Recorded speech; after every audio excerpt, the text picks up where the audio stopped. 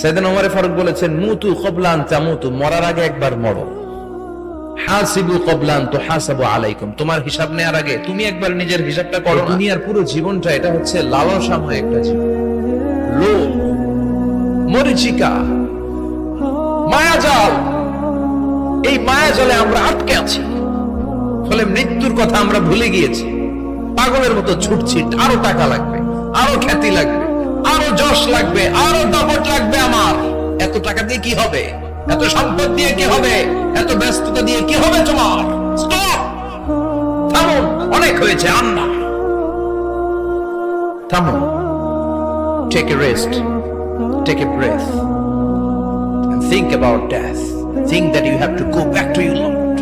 একটু বসেন না, একটু ভাবেন যে আমাকে চলে যেতে হবে, চলে যেতে হবে। এই কোলাহল, এই ব্যস্ততা, এগুলো থাকবে, থাকবো না আমি।